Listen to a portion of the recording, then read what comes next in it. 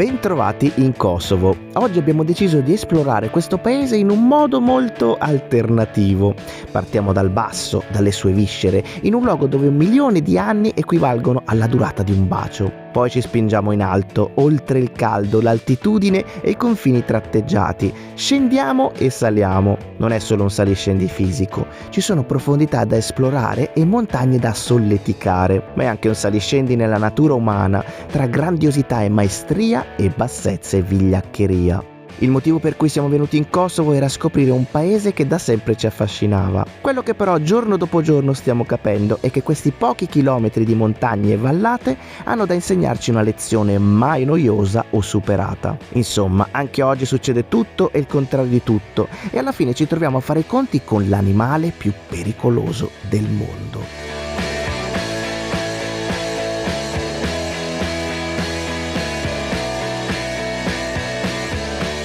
Vado a prendere il melone in frigorifero. Abbiamo messo il melone in frigo stamattina. Eccolo qua. Lo recupero.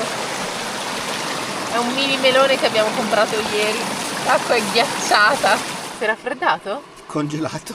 Che nottata, ragazzi, stanotte. Abbiamo dormito di sasso perché ieri è stata una giornata indimenticabile. Se non avete visto il video precedente, mi raccomando, andate a vederlo perché vale veramente la pena. Abbiamo passato la giornata e in questi luoghi siamo proprio ai confini del Kosovo, vicino all'Albania e alla Macedonia del Nord, e proprio in mezzo a queste montagne. È qui che abbiamo dormito, ha fatto un bel fresco, eravamo soltanto noi e quei ragazzi nella roulotte che hanno festeggiato tantissimo stanotte, ma noi eravamo talmente stanchi, abbiamo dormito profondissimamente e quindi non c'è stato nessun problema. Adesso noi torniamo verso il paesino di Brod, dove ieri abbiamo assistito a uno dei giorni di matrimonio tradizionale proprio di questa zona, e facciamo l'acqua, laviamo i vestiti, facciamo un giro, magari prendiamo un caffè e poi torniamo verso nord.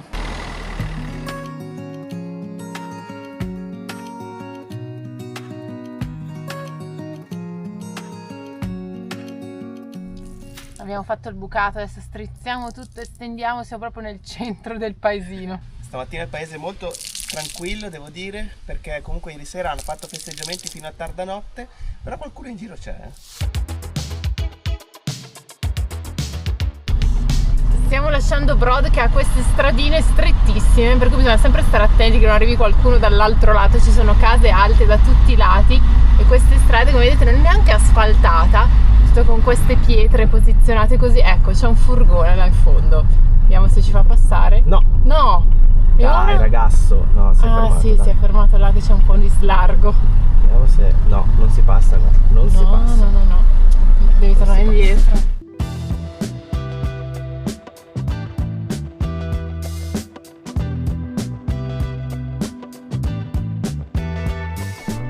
Stiamo scendendo dalla valle di Brod, passando in mezzo a questi canyon, e adesso stiamo scendendo verso Prizren, ma non ci fermeremo stavolta perché la nostra tappa finale è Ferizaj. Ferizaj abbiamo un appuntamento importante e poi visitiamo la città e non solo, quindi andiamo in una zona sicuramente più calda perché stiamo scendendo, diciamo, nella pianura. Attenzione! Qua ci sono le curvazze, nella pianura della capitale di Pristina.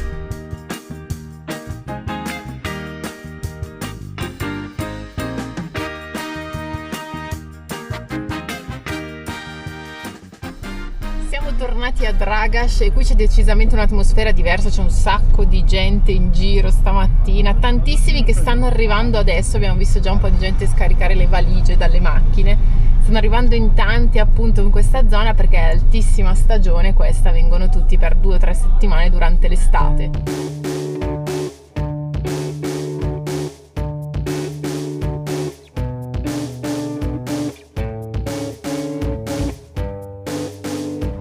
Bizzarro rondò sotterraneo.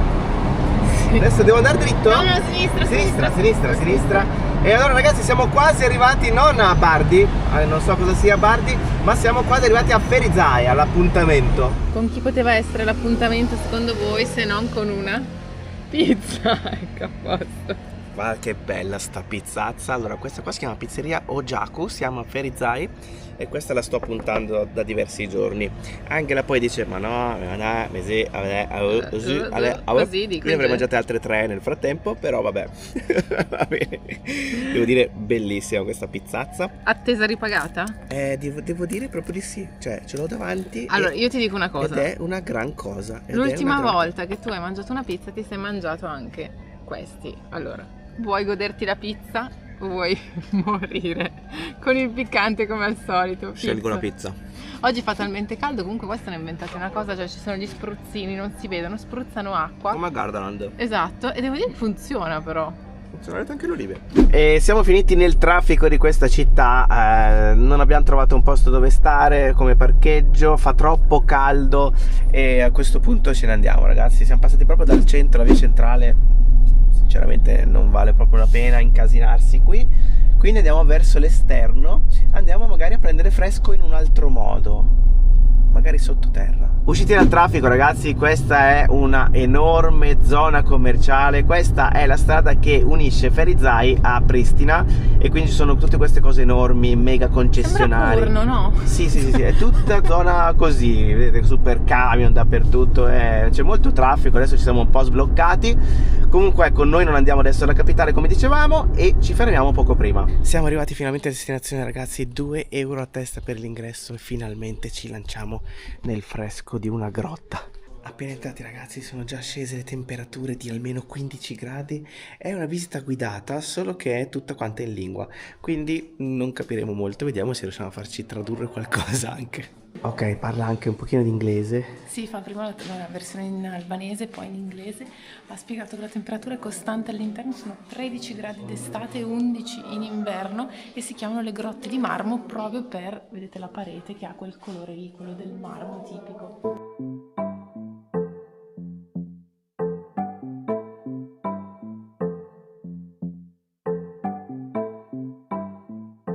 But this stalagmite there, before the war in Kosovo, there were 2 fingers, which meant like democracy or peace. But when the Serbian forces came in 1999, they joined inside the cave too, and this is one of the broken parts. La guida ci ha detto che questa sembra un'aquila, quindi questa è la testa e qui le ali, e mentre quella fessura richiama la bandiera del Kosovo. Qui c'è questo laghetto che è tutto pieno di acqua che è bevibile, quindi potabile, e ha permesso di scoprire che la grotta si divide in 3 livelli. Quello dove ci troviamo noi adesso è quello centrale, ce n'è uno sotto che è completamente immerso nell'acqua e uno invece più sopra che non è stato ancora esplorato. Questa è la parte più bella di tutta la grotta, ci sono tutte queste stalattiti e stalagmiti e ha detto il ragazzo che gli esperti sono riusciti a datare questa grotta e a dire che ha 80 milioni di anni.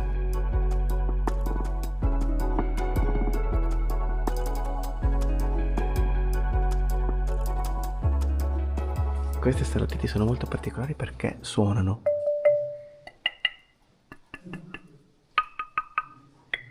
Queste sono le stalattiti e stalagmiti più famose di tutta la grotta, si chiamano Romeo e Giulietta perché sono tanto vicini ma non si toccano mai e ha detto il ragazzo che si toccheranno tra 1,5 milioni di anni. Queste ragazze sono molto più vicine, distano 2 mm l'una dall'altra ma ci metteranno 30.000 anni a toccarsi.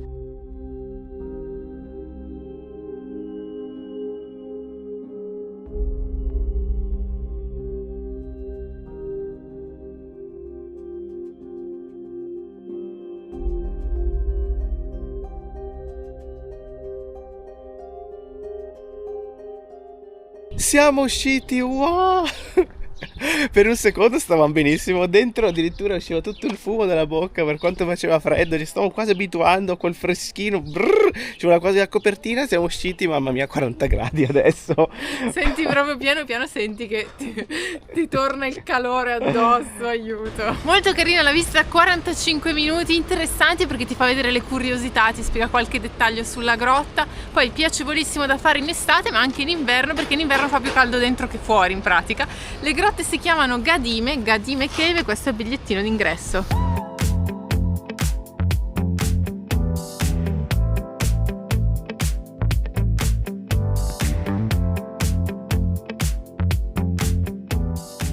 Ci sono due Kosovi, il Kosovo delle montagne, bello fresco, e il Kosovo della pianura, in questo momento impraticabile. Siamo dovuti scappare assolutamente, siamo messi a guardare un punto sulla mappa che fosse sulle montagne ed è uscito fuori questo punto. Allora, quindi è uno di quei posti che uno becca così a muzzo, come si suol dire, Si suol dire. a caso. Allora, abbiamo trovato questo che è una rovina, la rovina di un castello che tra poco Angela chiaramente per sua indole ci racconterà meglio sicuramente. Non con so un assolutamente niente, non prende internet, quindi non prende internet, è una inventerà, rovina di una fortezza sulla cima di una montagna e in posizione strategica, perché da qua siamo a 2 passi dal confine con la Serbia, quindi abbiamo cambiato confini in pratica. Esattamente, ok, quindi il momento anche l'hai fatto? È finito, così, perché non so a posto. nient'altro. Posto ragazzi, più di così Scriviamo il nome qui sotto del posto dove ci troviamo. non possiamo sempre pretendere tutto da Angela, ogni tanto può comunque essere poco informata.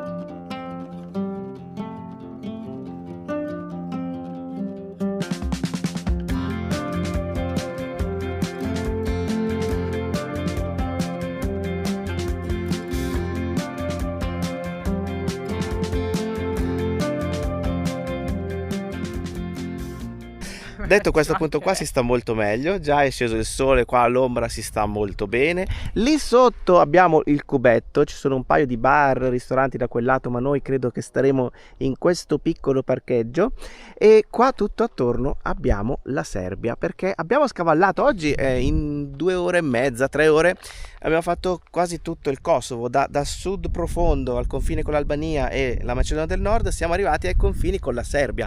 Quindi la Serbia in questo momento è in tutta questa zona, è tutta attorno a noi quasi, perché citazioni alte, altissime. Allora, questo è un confine particolarmente, come dire, delicato, sì. perché anche se guardate sulla mappa su Google Maps non è neanche segnata con una linea diritta ma con un tratteggio. Questo perché la Serbia non riconosce l'indipendenza del Kosovo, quindi per la Serbia noi siamo in Serbia. Per moltissimi paesi dell'Unione Europea noi in realtà siamo in Kosovo perché è un paese indipendente, ma da qui in pratica non puoi andare in Serbia, perché altrimenti risulta che sei entrato illegalmente in Serbia, non riconoscendo il Kosovo. Questa è una delle particolarità, Sì. e anche uno dei motivi per cui stiamo venendo in Kosovo dopo diversi anni, perché non è che puoi entrare tranquillamente, ma soprattutto non esci facilmente dal Kosovo, devi uscire per forza da un confine che non sia quello della Serbia, che come vedete è tutto intorno a te. E quindi si può uscire in Macedonia, si può uscire in Montenegro, si può uscire in Albania, non si può uscire in Serbia. Abbiamo comprato una birretta al negozio qui di fronte dove abbiamo parcheggiato.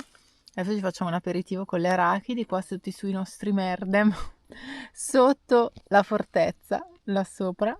Stasera dormiamo qua, sta già scendendo il sole, quindi già l'aria è molto più fresca. Posso dire che adoro questo momento, anche col tavolino e i 2 merdem. Ora ci facciamo 2 insalatine col pane, siamo a posto.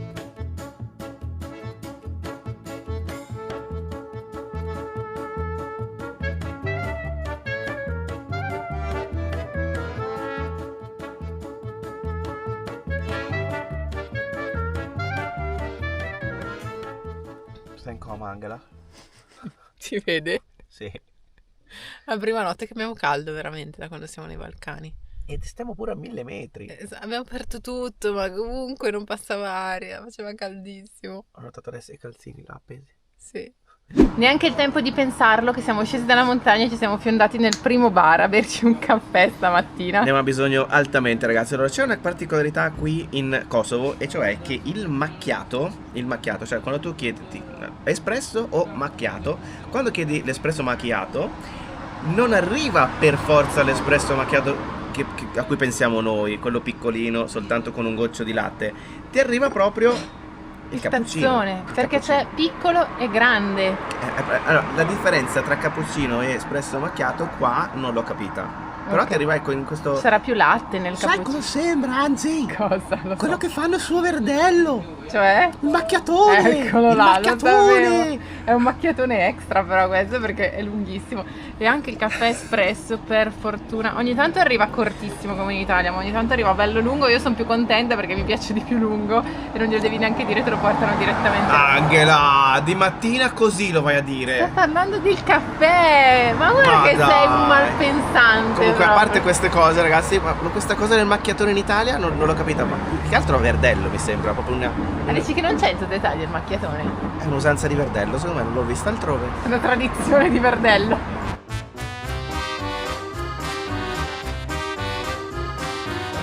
Siamo arrivati alla prima destinazione di stamattina, ci stiamo cambiando, ci stiamo mettendo i vestiti lunghi Con 39 con gradi. 40 gradi, però per forza, perché sennò non possiamo entrare.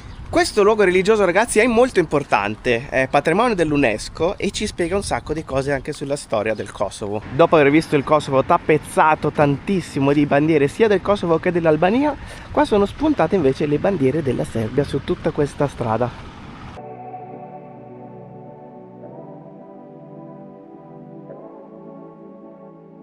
Stavamo per entrare all'interno del monastero, ma c'è qualcosa che vola. Ci hanno detto di aspettare 10 minuti perché c'è una celebrazione all'interno. Ce ne stiamo un attimo qui al fresco sotto gli alberi, di fronte proprio al monastero di Gračanica. Molto bello da fuori, purtroppo all'interno non si possono fare foto e video e quindi le immagini che avremo saranno soltanto queste dall'esterno. Perché questo luogo è così importante? Allora, in questi giorni abbiamo parlato spesso del fatto che la Serbia non riconosca l'indipendenza del Kosovo, ma anzi la senta come parte del suo territorio. Ci sono dietro ovviamente motivi politici ed economici, ma anche un motivo identitario e religioso. In particolare per quanto riguarda la religione, questo monastero è un monastero serbo ortodosso che è stato costruito nel 1300 dal re serbo Stefan Milutin. Questo monastero all'interno è un esempio di arte medievale serba molto importante, quindi un luogo culturale importante, non solo monastero ma anche tutta la cittadina. Infatti abbiamo visto prima tutte le bandiere della Serbia, perché qui la comunità che vive qui è a maggioranza serba.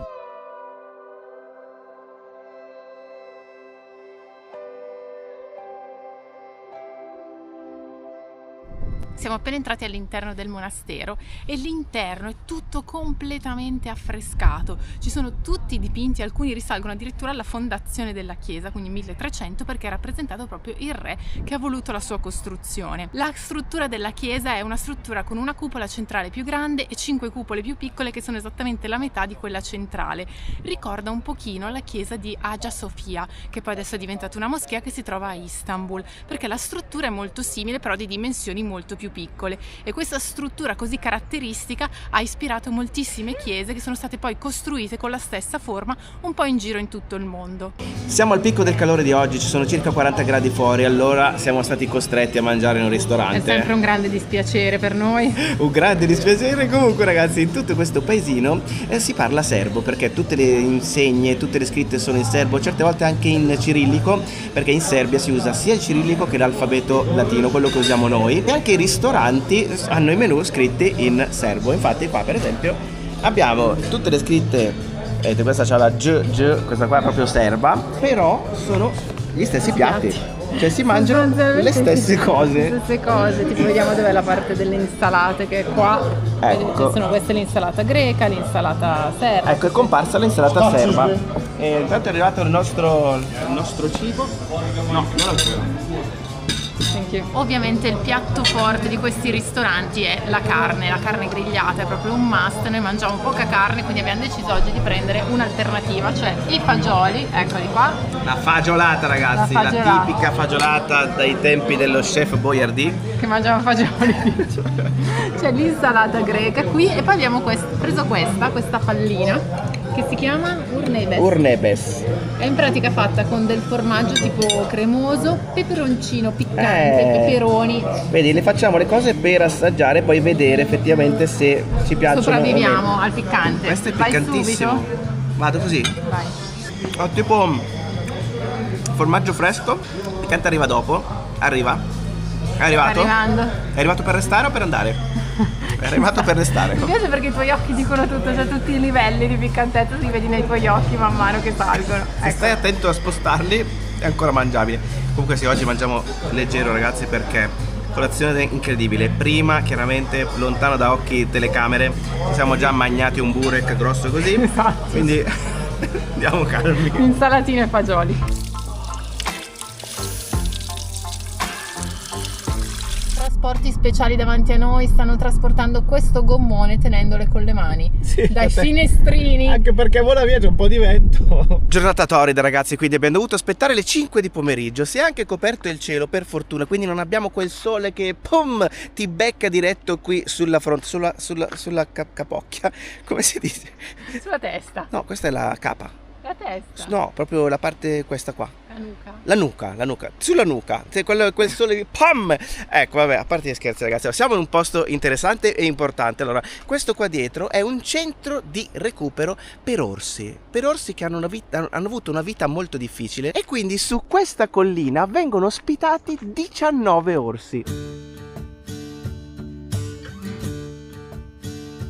Siamo dentro ragazzi, questi recinti sono molto grandi, ma gli orsi sono proprio qui a 2 passi.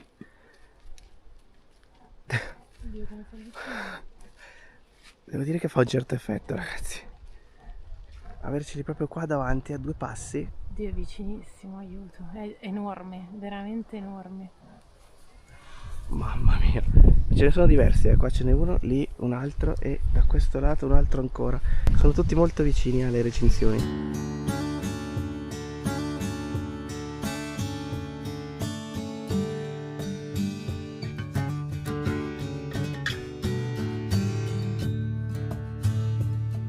C'è un orso proprio qui accanto ragazzi, sono davvero a pochissimi centimetri da noi, ma per capire cosa ci fanno qui dobbiamo prima fare un passo indietro, perché prima del 2010 non era vietato tenere un orso come propria proprietà, quindi molti ristoranti avevano gli orsi come attrazione per attirare i clienti, nel Kosovo e nell'Albania, ma anche un po' in tutti i Balcani, l'avevamo vista anche in Romania questa cosa.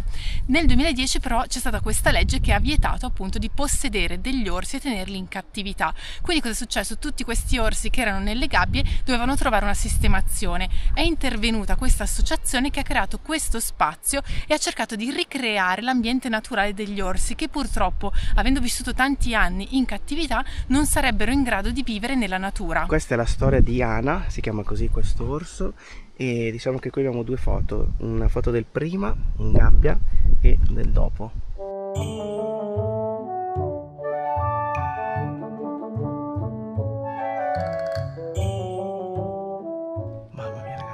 Proprio qua. Comunque non solo nei ristoranti, perché era una tradizione talmente forte questa di avere degli orsi che anche alcune famiglie ne tenevano alcuni in gabbia. È proprio qua. Quindi non solo 2010 ma anche nel 2014 sono stati salvati diversi orsi direttamente dalle case private delle persone. È particolare parlare proprio con lui qui accanto. Tutta la zona dei Balcani, anche quella del Kosovo, per esempio la zona dello Shar, dei Monti dello Shar dove siamo appena stati, noi arriviamo proprio da lì, è proprio super popolata da orsi, quindi bisogna stare molto attenti quando ci si inoltra tantissimo all'interno delle montagne, nelle parti un pochino più nascoste. E qui abbiamo tutta la storia di tutti gli orsi che sono qui. Per esempio questa è la storia di Mira, questa orsa del 1999. Adesso Angela ha fatto anche la traduzione di tutta questa parte. È l'orsa più grande perché pensate pesa 200 kg, e anche quella che sta meglio perché è sempre tutta indaffarata, è enorme, gigantesca. L'hanno salvata nel 2013, quindi è interessante andare a leggere la storia dei diversi orsi. Quanti? 200 kg? 200 kg. 200 kg per un orso non sono poi così tanti, visto che Ero ne pesa 300. Questo ragazzi è l'evacuation point, la zona di evacuazione, ed è al contrario. Quindi se tu devi scappare, evacuare, è meglio che ti infili dentro questa gabbia e ti chiudi dentro a chiave, perché se dovesse succedere, insomma, meglio stare qua dentro che fuori. Qua sta arrivando un vento importante, potrebbe anche diluviare a breve, però vabbè. Da qui si vede tantissimo, cioè quanto sia grande tutta la zona che è destinata agli orsi, tutta la collina è destinata a loro. Questo parco vuole salvaguardare gli orsi, quindi non vengono fatti spettacoli con gli orsi, non vengono attirati col cibo, quindi non è sicuro che si riescano a vedere al 100%. Noi oggi siamo fortunatissimi perché adesso ce n'è un altro qui e uno proprio di fronte, ce ne sono tantissimi. Mamma mia, quando ti guardano in faccia comunque è incredibile. Non è la prima volta che visitiamo posti del genere. Per esempio ultimamente in Indonesia abbiamo visto ben 2 centri simili a questo, uno per gli orangotango e uno per gli orsi neri piccoli, gli orsi più piccoli del mondo, che appunto sono stati in una situazione simile a quella degli orsi di questo centro di recupero. Allora ragazzi, si spera che ci sia sempre meno bisogno di posti del genere, però lo sappiamo che alla fine l'animale più pericoloso rimane uno solo, ed è l'uomo. L'ingresso costa 3 euro a persona e all'interno c'è anche un ristorante, che è un ristorante vegetariano, che è una missione enorme in un paese come questo, in una zona del mondo dove la carne rimane sempre la portata principale. Tutto quello che si spende al ristorante e anche il biglietto servono per finanziare e sostenere tutta quest'area protetta. Stradina sterrata per cercare il posto dove passare la notte. Siamo a pochissimi chilometri dal santuario degli orsi, cioè questo lago, e siccome al santuario degli orsi c'era un bel parcheggio grande ma non girava molta aria, abbiamo detto andiamo dove gira un po' più aria, e qui dovrebbe essere un po' più ventilato, speriamo. Ci sono delle buche. Sì, dove ci porterà questa strada, però ecco. Arrivati a destinazione siamo anche nella location di foto matrimoniali. Ecco qui che si stanno facendo la foto questi due ragazzi. Purtroppo si conferma quello che dicevamo prima, cioè l'animale peggiore del pianeta resta sempre uno solo, e qua si vede perché questo posto è spettacolare. Là in fondo sta anche tramontando il sole e ci sono un po' di famiglie che fanno i picnic proprio sulla riva del lago. Stavamo pensando cosa cucinarci stasera e è successo questo. Questa è la reazione di Paolo.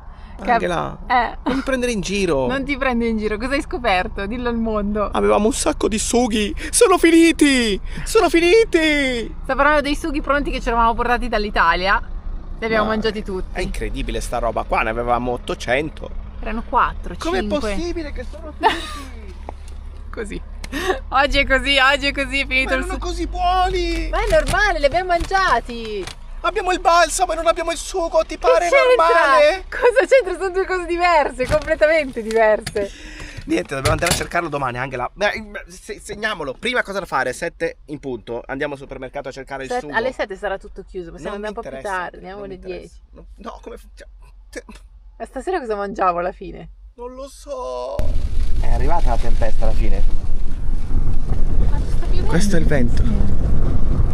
Senti che roba.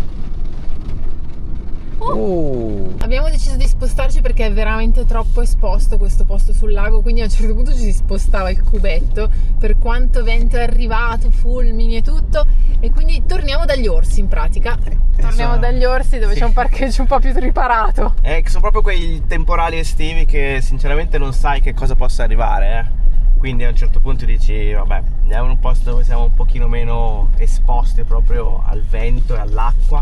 Ci stava spostando la macchina, prima si sentiva proprio la macchina che si muoveva. Va bene, ci siamo spostati, abbiamo trovato il posto perfetto, speriamo, vediamo come andrà questa notte, bella ventosa, intanto qua si è rinfrescato tutto. Oddio. Sembra un'altra stagione, è rimasto chiuso fuori. Le portiere! Sì, è fortissimo. Va bene ragazzi, quindi noi da qui vi salutiamo, mi raccomando, se non l'avete ancora fatto iscrivetevi subitissimo al canale, per noi è super importante, è un gesto che non costa nulla, ma ci aiuta a far crescere questo canale. E noi ragazzi ci vediamo al prossimo video. Alla prossima ragazzi! Ciao!